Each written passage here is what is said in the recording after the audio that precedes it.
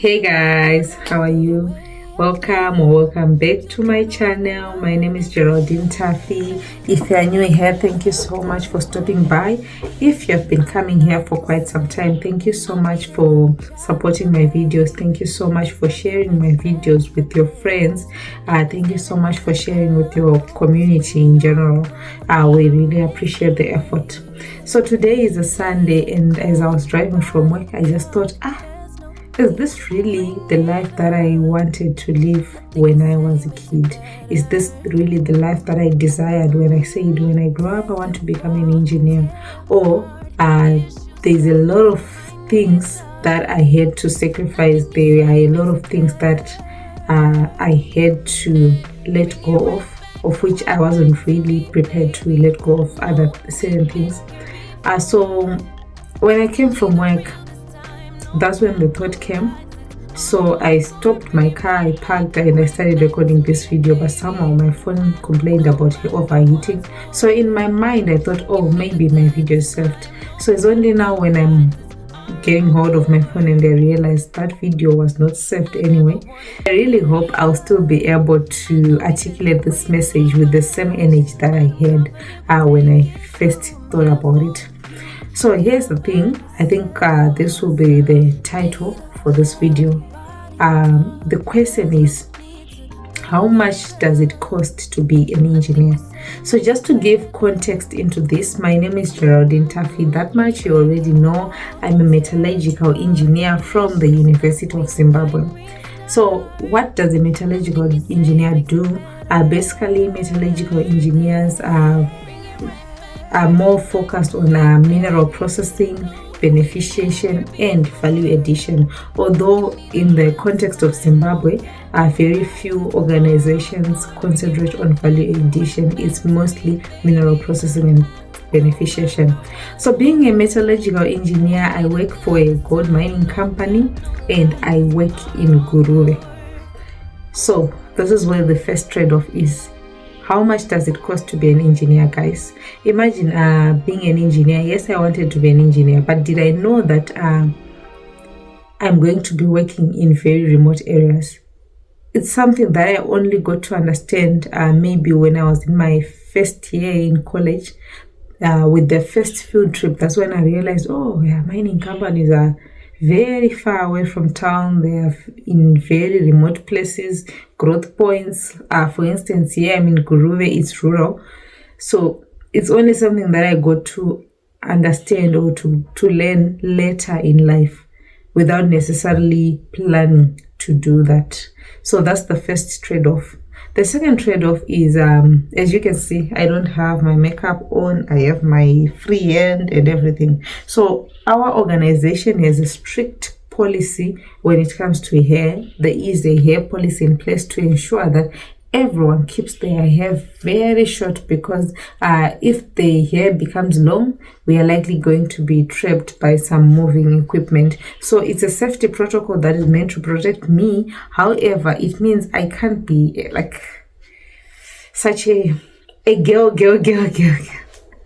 Okay, yeah, I'm still a girl, but I can't enjoy like the benefits of we having because obviously I work, obviously I can afford to buy nice weaves and wigs. I can afford to buy very beautiful makeup, but it's not something that I can make use of because the plant is normally something that is outdoor. There's a lot of heat, like the weather conditions are just so terrible. You can't even wear makeup. I'm sure it will melt because Guruwe is hot. But this does not only apply to Guruwe. I am sure it applies to every other metallurgical plant in the world. Then so that's the second trade-off. You don't get to wear makeup or wear fancy hairstyles. It's free hand all the way, guys. Free hand. We only make use of our wigs when we are home. Otherwise, when I'm at work, this is the hair. This is it, the hair. Then the other trade-off is, like I mentioned, today is a Sunday. I'm coming from work. We find ourselves working on weekends. That's something that causes our social lives to be disrupted, like heavily disrupted.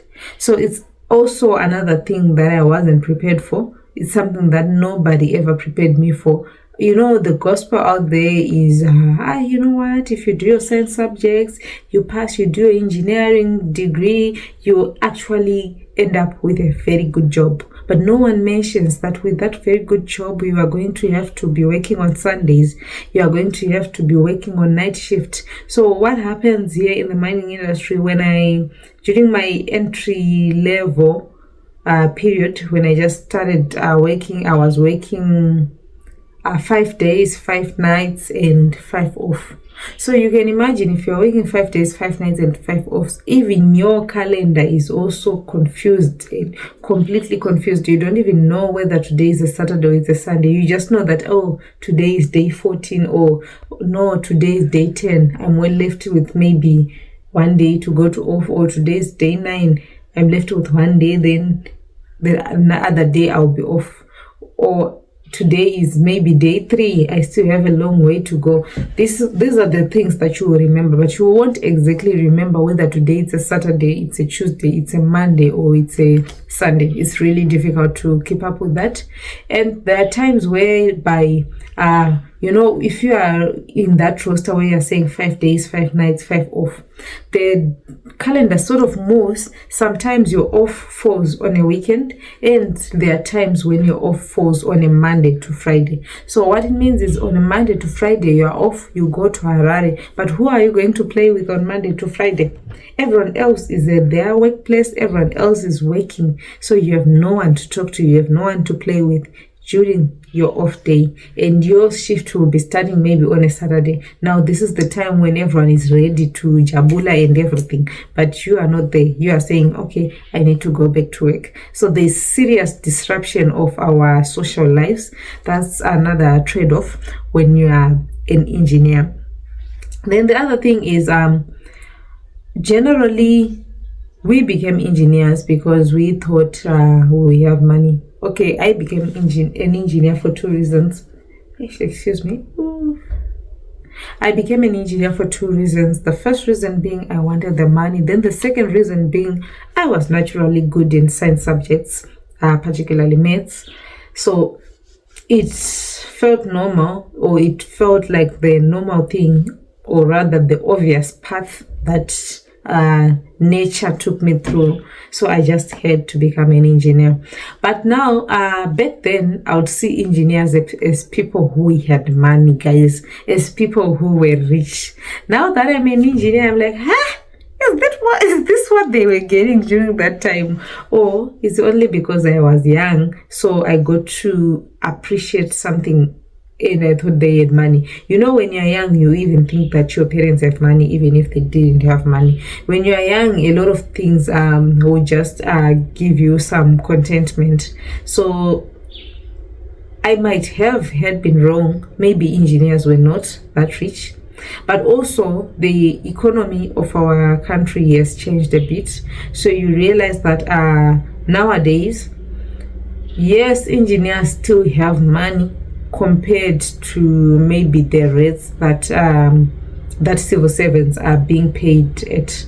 So we still have money compared to those rates. However, that's not the kind of money that we planned with. This is not the money, guys. This is not the money. We were duped. I think we are only getting maybe a third or a quarter of what we planned for. So that's another thing, guys. Engineers don't have money, but because there is that general misconception that engineers is money, then it also means that we are also expected to do a lot where we come from our families. We are expected to do a lot, and it's really difficult to convince someone that you don't have money when you are an engineer.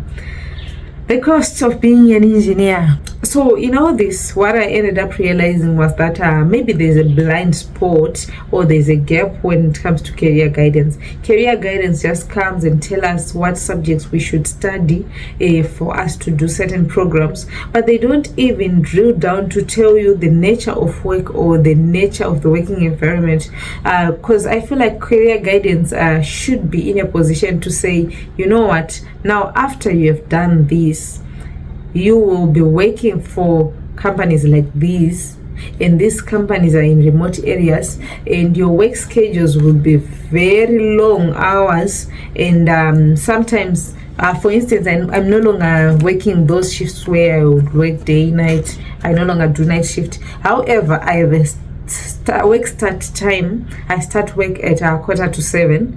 However, I don't necessarily have a finishing time. I finish work when work is finished, and that's it. So those are some of the things that career guidance should highlight to us, to say, yes, you have been an engineer, but you are going to be away from a family. For instance, where I'm working here, I work in Guruwe, and we stay in a camp.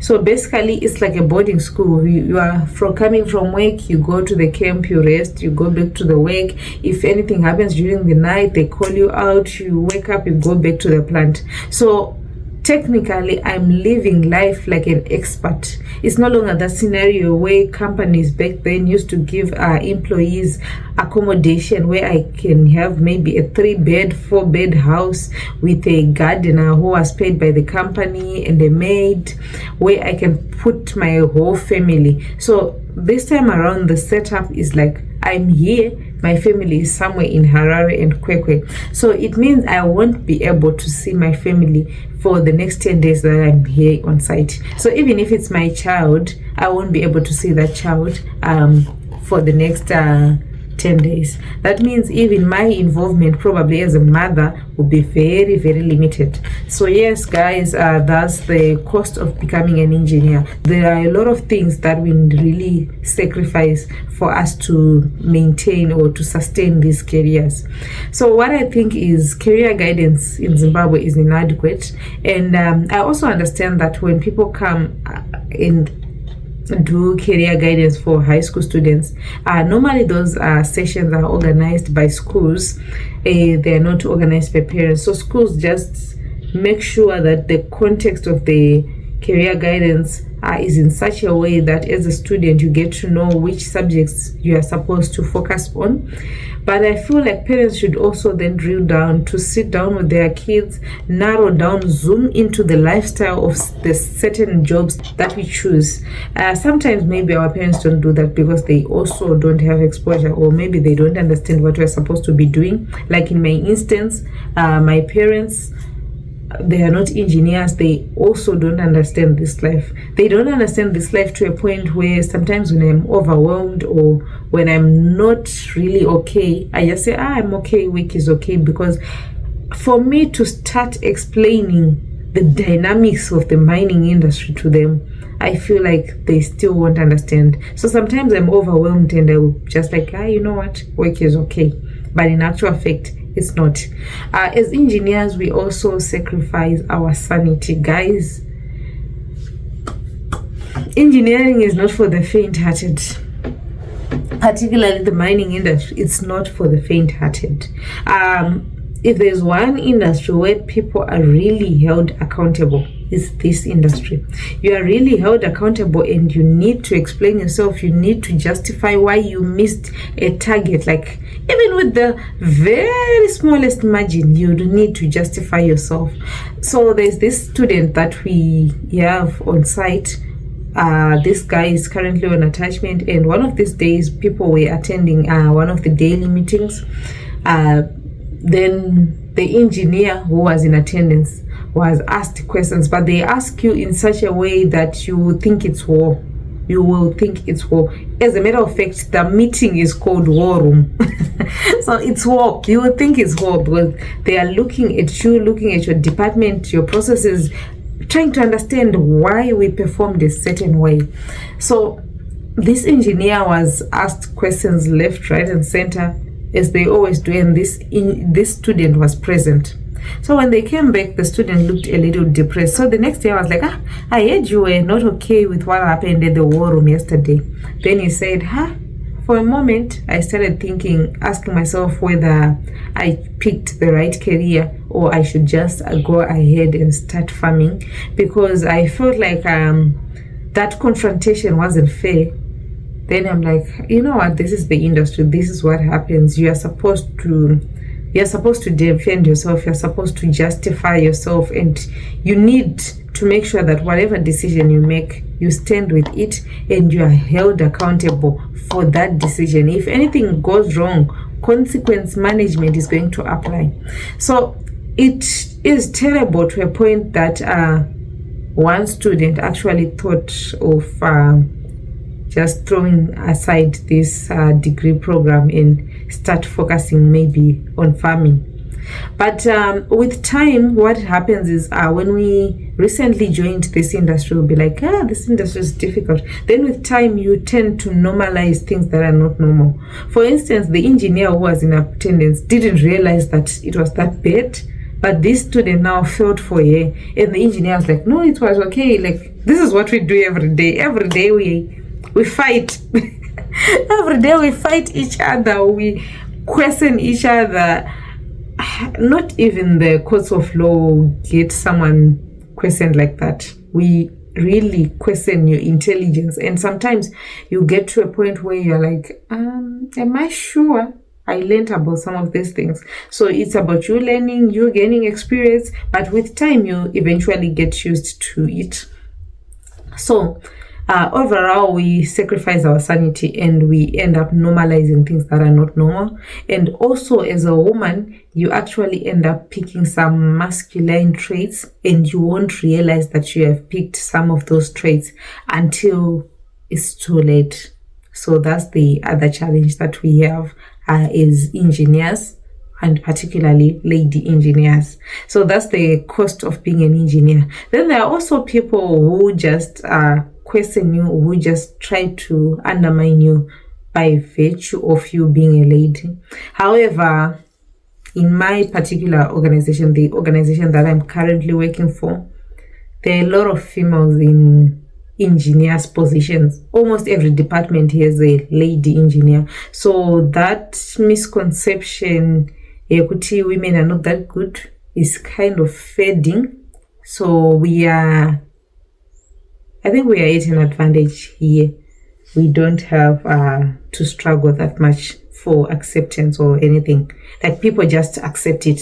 They just accept that you are the engineer. Like, the males that we work with have accepted that these are the engineers. And also the demography of the organization is in such a way that there are quite a number of females, and more than 70%, I think, of the employees are very young. Or rather, more than 70% of the engineers are, probably more than 90% of the engineers. They are very young to a point that it's actually easy for someone who is young and a lady to just fit into the system. And there are also other programs that try to support the involvement of women in industry. But coming up with those programs to try and support the involvement of women in industry is a clear indication that it's difficult to penetrate the industry. Therefore, women have to have these special programs, just for them to feel accommodated. So reality is you can earn a lot of money. For instance, by Zimbabwean standards, I think we are actually earning a fair salary. Our salary is fair according to Zimbabwean standard. We are earning something that is fair. But as much as it is fair, according to the prevailing conditions, it's probably maybe a third of what we had anticipated when we were still kids. We thought, maybe we'll be earning a lot, guys. So it's probably a third of what we had anticipated, or maybe half. I don't know. So I still feel that parents have a bigger role. So if you are a parent, if you're a sister, if you're a brother, if you are a sibling or a guardian to any kid who is looking forward to choosing a career. I think you should really advise them accordingly. Like, be honest with them, lay the full picture for them, because for some of us, we didn't have that full picture and we were surprised by industry practices.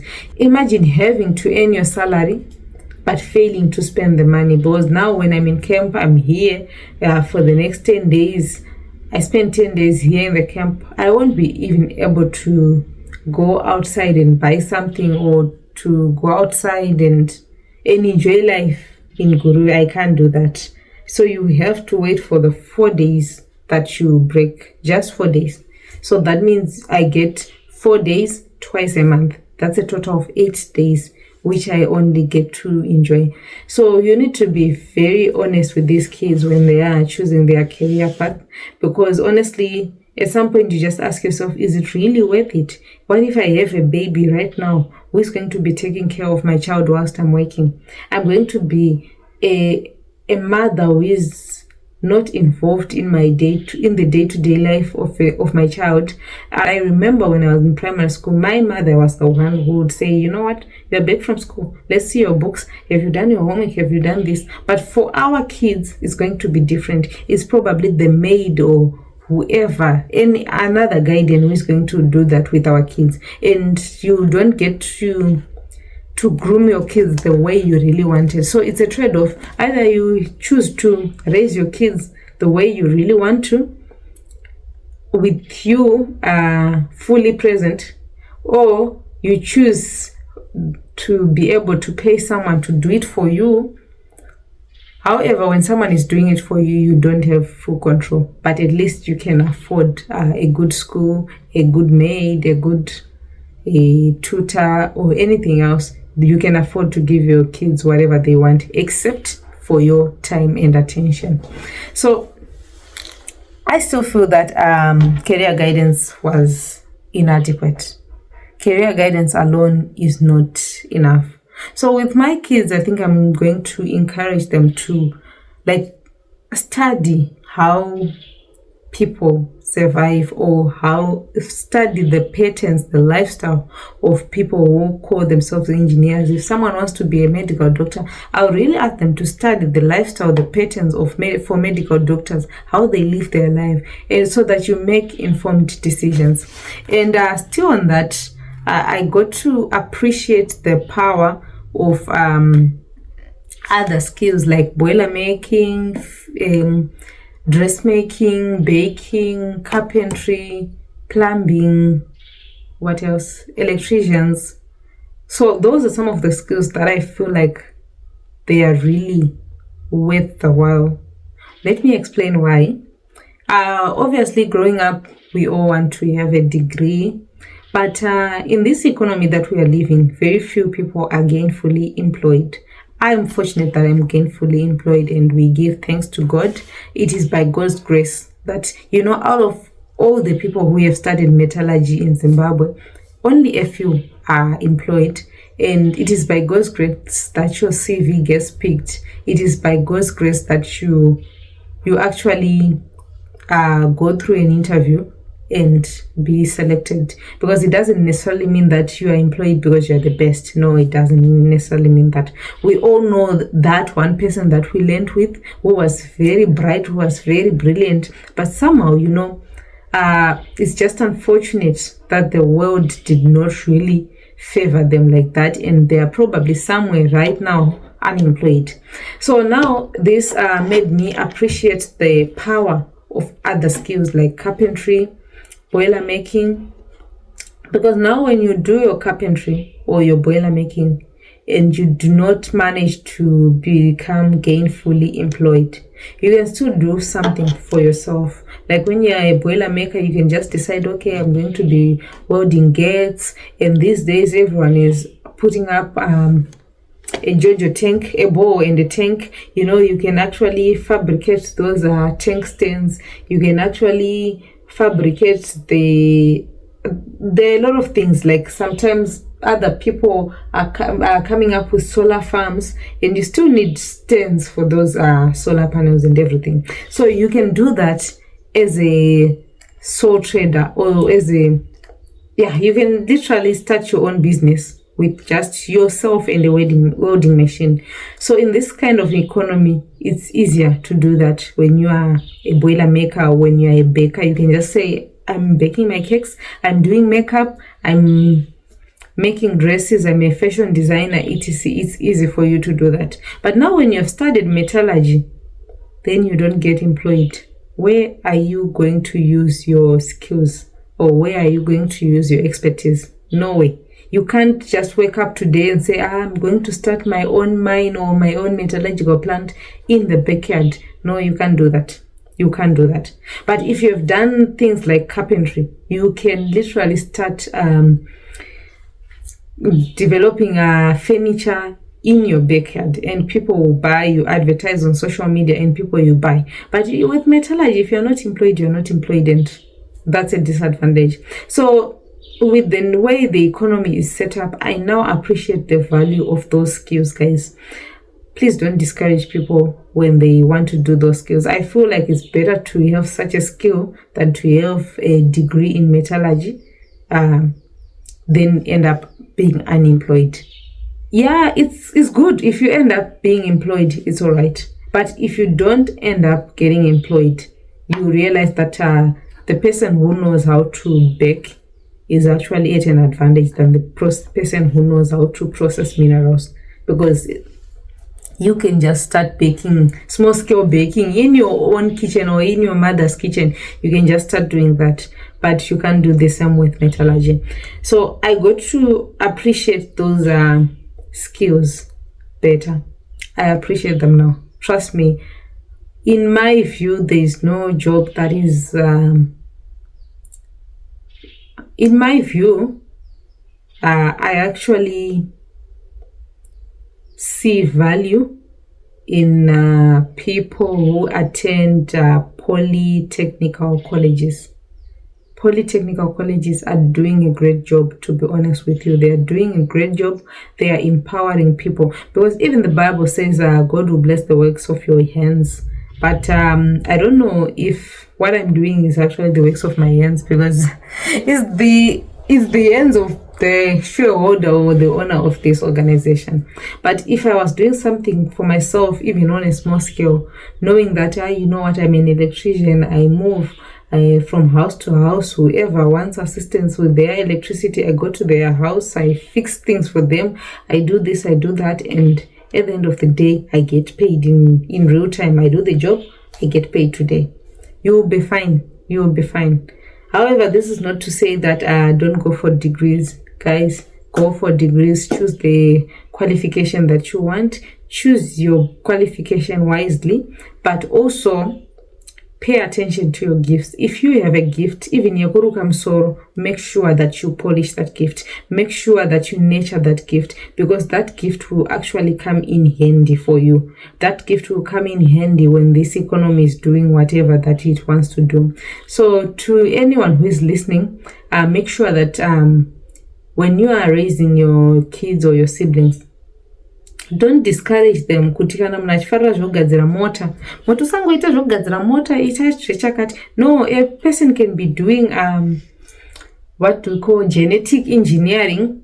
However, kana ane skill yekuruka musoro, kana ane skill yekukanika mota, kana yecarpentry, kana yechi, you should also nurture that skill on the side, because with genetic engineering munhu yakasawana basa, they will actually struggle to survive. So paunenge usatowana basa paipa kana kuti watowana basa as your side hustle, you need to use your God-given gift.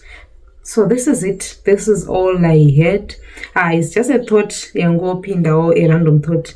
And the first question was, is this really what I wanted? How did I end up in this situation? And I realized that I ended up in this situation because of inadequate career guidance. And it's also because we tend to choose professions that were never known to our families. Yet it's always better to be in the same profession as your forefathers, your parents, and everything. Why? Because already they had built connections.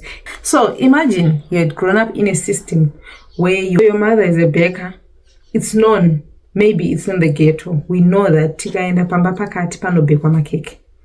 tikaenda pamba pakati panochengetwa huku, and there are houses dzekuti kubva tiri vana vadiki taitongozati apa panotongorerwa huku ende panotengeswa huku ende hadzipere huku dzeipapa. So when you are coming in as a daughter of that mother uchitangawo kuita huku, you know kuti you already have a client base. Why? Because pamba penyu pakangogara pachizikanwa kuti ava ndo vanoita zvehuku, kana kuti ava ndo vanoita zvekubheka makeke, kana kuti ava ndo vanoita zvekuveza inonzi chi furniture and everything. But now when you go kumetallurgy uruda kutanga kunotsvaga connection, you want to build new connections for yourself. And so maybe 10 years or 20 years into this industry, I would have built some stable connections. Then my daughter or my son will come and say, Idina, I want to be a lawyer. Meanwhile, I don't even know any lawyer. It's going to be very difficult for my son or my daughter to penetrate into the top law firms. Why? Because I don't know anything about law. I don't know any lawyers. I haven't built any relationship with lawyers. All I knew was engineers. Then my child just comes and say, no, I want to be a lawyer. Saka takutangidza, we are building the knowledge base from scratch. And there's also that thing, where there's institutional knowledge, then there's institutional knowledge. Institutional knowledge works like what we do maybe with my family traditions or my family recipes. Could we just know good recipe? This is how we have always done it. Recipe yaitwa gogo wangu and nini I took over and I've been using it like that and ichishanda. But now when you are changing your trade completely, uchita zvisinambo zvatwa na gogo wako, you are going to be looking for my recipe ikoko manyuan ausingaziva asingadi. So it's really difficult for institutional knowledge to pass through generations. Kana tested chiti, this generation decided to take this trade, the next generation a whole different trade, the next generation a whole different trade. But imagine if your father was a boiler maker, by the time you are probably 14-15 years old, you understand so much about boiler making. Then you also decide to take that as your career, to become a big boiler maker. Imagine how good you're going to be. You'll be very good at it because it's something that you were sensitized on from the time that you were very young, probably 5 years old. But if I say kuti ini ndakakura ndichiona my father as a boiler maker or my mother vachibheka macakes, then ndakura ndobva ndati hanzi ndauda kuruka musoro, I will have to look for skills myself. We have to look for other people to train me. It's not something chandienda kajaira. But if I just decide, okay, my wangu aibeka makeke, neno again beke makeke, trust me, I'll know the tricks, I'll know the ratios, I'll know everything, and I don't even need a startup capital because duto tanga ushandisa like my baking trays that are already in existence kumbai koko. So how we choose our careers, I think, is also key for involvement in my parents when choosing my careers. And if you notice, with each family now, there is a blessing that is sort of specific for each family. Pane family ekutunotozati, like, back then people would say, vanhu vekumba kwakati vanorima. You know that the grace dzekurima dzinotorima vari, grace dzefarming dzinotorima vari like that. The same way kune pafamilies etu taitozati grace dzekuvhima like hunting dzirima vari like that. And God will just bless the whole generation. Wesa pfura aenda that line anoblesswa like that. So isusu patozoda chinja. Is that really the business ramukanzi sefamily yenyu iri munobudirira? Like, go back in history. Tarisa zvaita kuti your forefathers vabudirire. I think it's also key for us to know kuti our forefathers vaibudirira nei. But there are also other families where maybe your forefathers were not doing much. They were not very excellent in what they were doing. Yes, ipapo you then need to break a cycle. Saka you'll be the firstborn in everything. Do you go to it like a pathfinder? You are navigating your own path, which turns out identified. Okay, fine. For me to be an engineer, for me to do this, for me to do that. But guys, if it's not about you breaking my generational patterns, there are generational patterns that are good. Like izvozvo notongozati vana veapa vanoita mainjiniya kana vana veuku vanoita madoctor. That's a good generational pattern. But pane generational patterns ari negative. Pane generational patterns anotidzosera kumashure. Iwayo ndoyekuti if you are trying to break those generational cases, yes, you need to be the pathfinder, you need to be the firstborn, you need to be the one who rises, the one who stands up and say kuti no, ndakutanga kuita engineering, I'm breaking a cycle. Yeah, that way we understand. But if not for that, guys, institutional knowledge, that knowledge that we pass from generation to generation, it's very, very important. Try to make sure kuti haunyanyoenda kukurestereki nezvakaitisa vabereki vako mari. Anyway, izvi zvameno zvazveizvi. But that's basically it. This is what I just thought of pana ndichingobva kubasa. Kuti, is this the life that I chose? And I realized no, I chose to be an engineer, but I didn't know kuti package yekuva engineer inoya nei. The cost of becoming an engineer is very high. I'm sure it also applies to other professions. Each profession has a point of trade-off.